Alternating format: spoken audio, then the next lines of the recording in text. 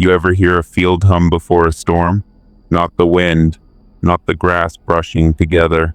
Something under that, like the land itself has a throat and it's clearing it real low. I used to think I imagined that sound. Then I bought the Miller place out on Old Barrow Road and heard the field for the first time. Not my field, the one folks around Mill Creek won't farm, won't walk through, and won't talk about unless there's whiskey involved. They called it the listening field. The soil was good, dark, and rich. My wife Marlene was gone by then, 3 years in the ground herself, so all I had left was work. I liked the quiet, or I thought I did. The first thunderstorm after I moved in rolled over near midnight. I opened the back door to watch lightning fork over the open acres, turning everything white for half a heartbeat at a time. I swear between those flashes, there came a voice, faint, like radio static carried on wind. I remember thinking that's just thunder echoing. So I shook my head, shut the door, and poured a drink. But thunder isn't supposed to whisper your name. By the second week, the field never seemed silent. I'd catch snatches of conversation, like people talking under their breath in the next room, too far away to make out words, but too close to ignore. I'd walk out onto the porch in my boots, call out, "Who's there?" and the voices would stop dead. Always the same. Sudden silence, thick as cotton. Old Ernest Haggerty stopped by one afternoon to sell me some seed. He stayed standing by his truck the whole time, shoulders hunched, eyes never straying to the field. I asked him, "What's the story with folks around here in that land?" He spat, looked me square in the face, and said, "It listens." That was all. Then he drove off in a hurry, tailgate rattling. The next storm came 4 nights later, meaner than any yet. Thunder rolled like stones tumbling through heaven's attic. The field glowed dull green with witchlight right before every strike. I grabbed my flashlight, stupidly curious, and trudged through the wet grass toward the center. Rain hammered down so hard it felt solid. When lightning flashed, I saw shapes. Not people exactly, but impressions. The silhouettes of heads and shoulders, pressing up from the inside of the ground, like something buried shallow and shifting just beneath the surface. Another flash, gone. I ran back to the porch, heart churning like the sky itself. Next morning, I found something in the barn under a pile of rotten burlap. A ledger wrapped in waxed canvas. Belonged to Henry Miller, the man who farmed this land back in 1954. He'd written about the hum, too. How his wife swore she heard her dead father calling from the field during storms. The last entry chilled me. They want to be heard, they want to trade places, then nothing but smeared ink. You ever notice how loneliness makes you half inclined to talk back to things? The next time I heard that hum, I didn't ignore it. It started low, like a choir deep under the dirt, thousands of wet tongues moving together. Then clear as a bell came a voice I hadn't heard in years. Marlene's. "Tom." It wasn't possible. I felt the blood drain out of my face. "Tom, I miss you." My knees went weak. The part of me that still prayed whispered, "This can't be real, this can't." But then she said something no echo, no thunder could ever fake. "Come to me, darling. The ground is warm." I took a single step into that shimmering dark. The air vibrated around me, every blade of grass bowing toward the center of the field. I remember thinking it felt like standing in a lung, some huge old thing inhaling slow. Lightning hit a fence post close enough to blind me white. When my sight came back, I saw her, Marlene, out in the center, pale, rain streaming off her like candle wax melting. My flashlight flickered and she smiled. "I'm so cold, Tom, just one step closer." I did take that step. God help me, I did. And that's when I noticed she wasn't breathing. Her shape rippled like heat above asphalt, and the mud around her moved, shifted, reached. The next bolt hit, loud, feral, and for a single frozen second I understood. The thunder wasn't echoing, it was replying. Every roll of it was another trapped voice trying to answer, trying to climb out through the storm. And they needed someone topside to trade with. I turned to run, but the field had gone soft. It sucked at my boots. Hands, not dirt, not roots, hands, clutched my legs, pulling, pleading, whispering over one another. Stay. Listen. We'll be you now. I managed to crawl out just as the rain stopped dead. No fade, no drizzle, just silence, deep and sudden. When I looked back, the field was flat again, calm, as though nothing had ever happened. I packed that night, sold the place cheap to the county a week later. They bulldozed part of it for a drainage project. Every man who worked there quit before the job was done, said their equipment kept picking up radio on the headsets, except the voices weren't broadcasts. They were names, repeated over and over, mine among them. Every now and then, when a storm drifts over from Mill Creek Way, I turn off the TV and listen hard. If the thunder sounds layered, like there's too much voice in it, too many people trying to speak at once, I pour another drink and turn the volume up, because I know those voices are still down there, rumbling beneath the rain. They're patient, they're waiting, and somewhere in that chorus, one of them still calls for me by name.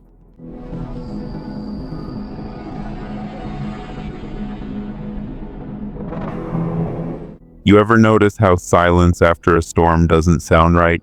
It's not quiet. It's wrongly quiet, like the world's holding its breath, waiting for something to answer back. That's what it felt like the night the radio started talking to us.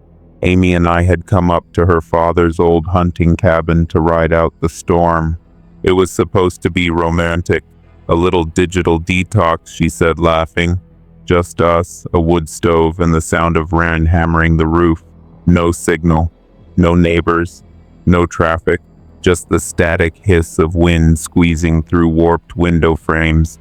We'd found her dad's old transistor radio in a kitchen drawer, heavy as a brick, with a bent antenna and a sticky tuning dial. I remember thinking it would be kind of nostalgic to hear the weather report, something old-fashioned to match the night. But when I turned it on, it didn't sound like nostalgia. It sounded alive. It started as background noise, soft, steady, a kind of white ocean. Then a voice cut through, faint, like someone whispering from underwater. "Anyone here?" Amy froze mid-sip of her coffee. "Did you hear that?" "Probably just interference," I said, pretending the words sounded less weak coming out of my mouth. But the voice came again, clearer, male, slurred like he was half asleep. "Don't let it in." Amy's mug hit the floor. Her hands trembled. Oh my God, that sounded like... She couldn't finish, and neither could I, because the voice sounded exactly like me. The storm got worse, the kind of wind that chews on the corners of houses. The radio kept sputtering, voices breaking through like dreams rising from sleep. First a woman sobbing, then a child laughing, sometimes for a half second. The laughter turned into the scraping sound of metal. Amy wanted to shut it off. I wanted to keep listening. Something about it felt important, like the radio was trying to tell us something before something else did. We tried calling for help on our phones. Dead batteries. We tried opening the door. Branch fallen across the porch, heavy with ice. Trapped. Just us. And that sound. By midnight, the radio wasn't just static anymore. It breathed. I swear to God it had a rhythm, like slow lungs in and out. Amy sat by the stove, face ghost pale from the firelight. "We just need to wait for morning," she said. "When the road clears, we'll leave this place and forget it." But I couldn't stop fiddling with the dial. Something under the noise was calling. It used my name. It knew things no one else did. My childhood address, the song Amy and I danced to at our wedding, even the exact words I'd said when my father died. Then the voice shifted. It became Amy. My Amy. Soft, terrified. "Please, baby, help me. It's outside." I turned around. Amy was still by the fire, Silent. She didn't move or blink. Her voice came again from the radio. Not me, don't let it in. Static roared so loud it rattled the windows. The lights blinked out. The storm had swallowed the cabin whole. A knock at the door. Just one. Then another. Harder. Hello? A voice, a man's. You folks okay in there? I'm from the power company. I almost cried from relief. Amy stood up, shaking her head. No, it's lying. The radio flickered. He's not from the power company. Then in perfect unison, the same words came from the other side of the door. My own voice muffled through the rain. He's not from the power company. Amy grabbed my arm, pulling me away from the door. You can't open it, promise me. The pounding grew frantic. A man shouting, begging, using my exact tone. It called her name, over and over, matching her sobbing pitch for pitch, until I couldn't tell which sound came from inside the cabin, and which came from out. And then, just like that, silence. The radio was the only thing left alive.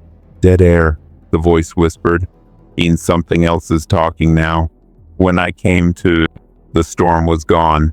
Amy wasn't by the fire anymore. The door stood open. Her footprints led onto the porch, then stopped at the edge, where the world had turned to white fog. The radio sat on the table, still hissing. I thought about smashing it, but something made me stop. A voice began to murmur again, soft and crackly, like someone whispering inside a dream. Don't let it in, it said, and then quieter. You already did. I looked around. The cabin's window reflected me, pale and shaking, but as I stepped closer, the reflection didn't move. It smiled. They found a cabin a week later, door frozen half open, wood stove cold, 2 mugs on the counter, only one set of footprints inside. The radio was still on. When the investigators turned the dial, static filled the air. Then a faint recording played through the hiss. A voice, tired, whispering into the dark. I told her not to let it in. And somewhere behind the static, something breathed, waiting for someone new to turn the dial again.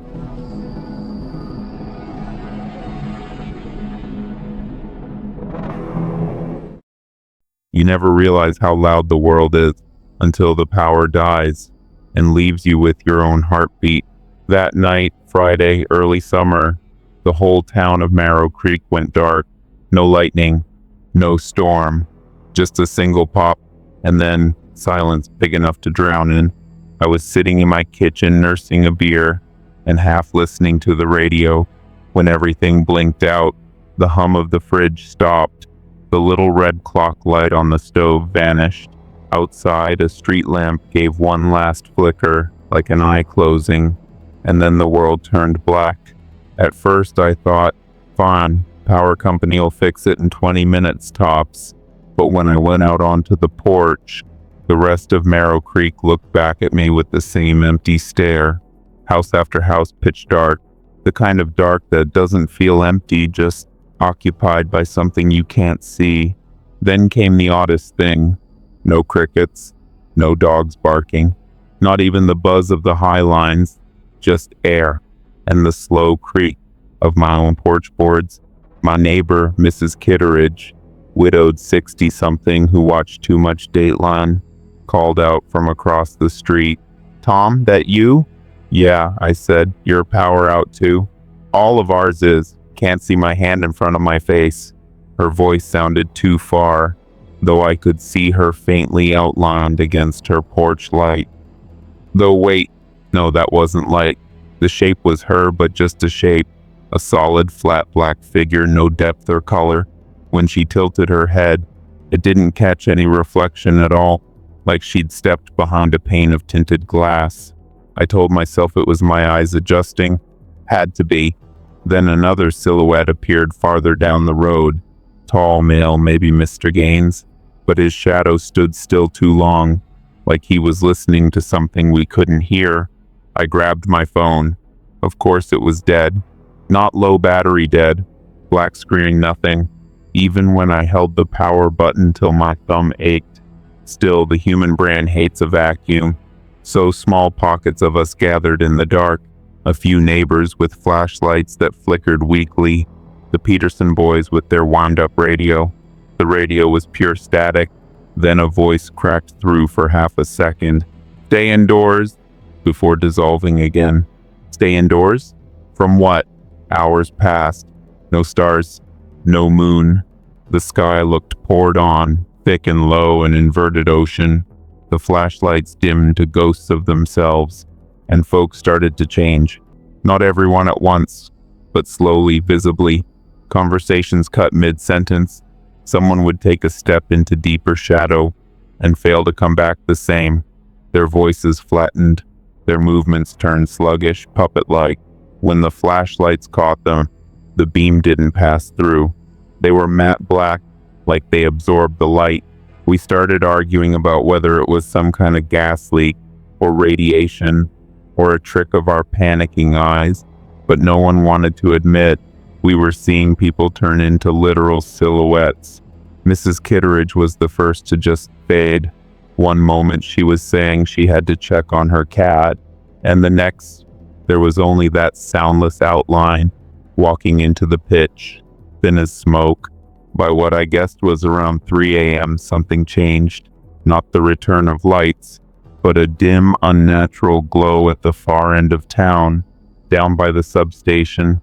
The last remaining flashlights flared white for half a second, before dying outright, as if whatever powered that glow had drained them dry. I felt this pull in my stomach, like a magnetic current, dragging me toward it. Everyone left. Maybe 10 of us started walking the same direction. No one spoke. We just walked. The glow wasn't fire. It was something else.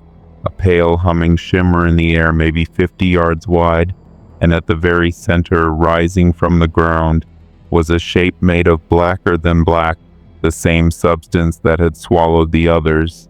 It wasn't growing outward anymore. It was breathing, expanding, contracting, slow and steady, like lungs in the dark. I realized, too late, that the light was coming from us. Our bodies were faintly glowing as the blackness siphoned something out of us. Our shadows stretched across the dirt, each one longer than the last. I remember trying to scream at everyone to run, but my throat made no sound. Every sound in the world had gone quiet again. We were the static now, the things flickering on some unseen frequency. The world tilted.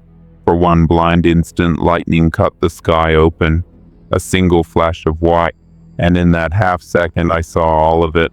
The silhouettes lined up in perfect rows, hundreds of them. Faces I knew, friends, kids from the high school, Mrs. Kitteridge, still shaped like themselves but hollowed out, silver eyes gleaming faintly behind black glass. Then the flash ended. Darkness came slamming back. When color returned to my eyes, I was standing alone in the middle of the road, gasping like I'd been underwater for too long. Dawn arrived an hour later, but not the way it should have. The light didn't peel the dark away. It replaced it, hesitant, like someone turning up a dimmer switch one notch at a time. The power came back on just after 6. Radios buzzed, phones rebooted. People stepped out onto porches, squinting at a town that looked both familiar and wrong. Empty streets, unlocked cars, coffee still warm on doorsteps. A third of Marrow Creek was gone. They didn't call it a catastrophe because there'd been no storm, no explosion, no trace. Just a blackout that lasted 6 hours and erased a few hundred people. The local paper said maybe a sinkhole, maybe a toxic leak. Pick your poison of disbelief. But I knew what I saw. The silhouettes were gone, yes, but their absence had a weight to it, like the air itself was thicker where they'd stood. Now every time a storm warning hits and the lights flicker, that same feeling crawls up my back, because in the briefest dark between flashes, the windows don't always give back my reflection anymore. Sometimes they show that same black outline, standing just behind me, waiting for the longest blackout to come again.